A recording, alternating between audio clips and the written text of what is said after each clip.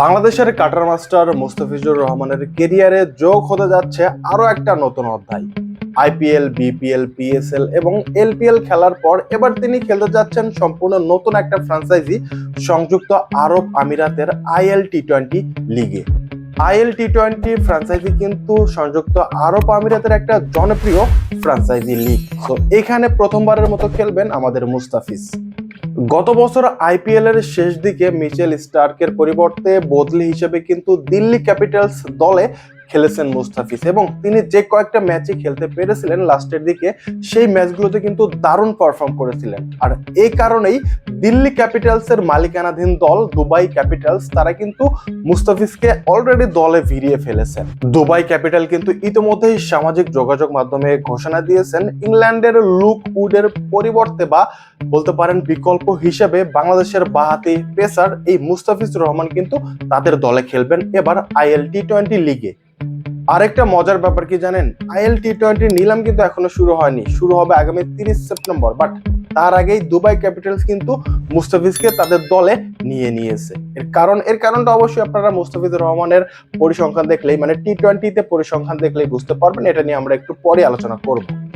এবারের IL T20 আসর শুরু হবে আগামী 2 ডিসেম্বর থেকে এবং ফাইনাল অনুষ্ঠিত হবে আগামী বছরের মানে 2026 সালের 4 জানুয়ারি।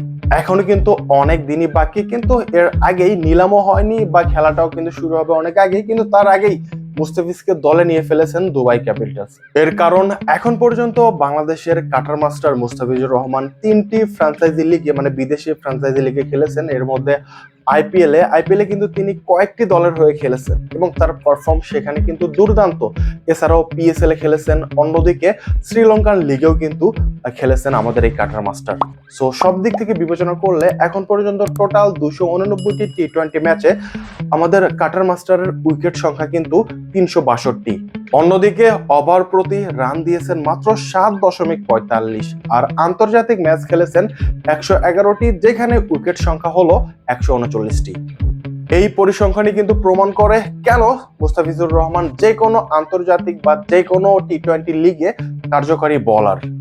আগামী 2 ডিসেম্বর থেকে IL T20 শুরু হবে এবং তখনও কিন্তু বাংলাদেশের বিপিএল শুরু হয়ে যাবে। তার মানে তখন আমাদের মুস্তাফিজুর রহমান কিন্তু বেশ ব্যস্ত থাকবেন। আইপিএল, পিএসএল, এলপিএল এর পর এবার কিন্তু তিনি নতুন একটা ফ্র্যাঞ্চাইজি লিগে খেলবে IL T20 তে। দেখা যাক তিনি তখন এই ফ্র্যাঞ্চাইজি লিগে কতটা ভালো পারফর্ম করতে পারে এবং তার কাটার ব্যাটসম্যানদের কতটা নাড়িয়ে দিতে পারে।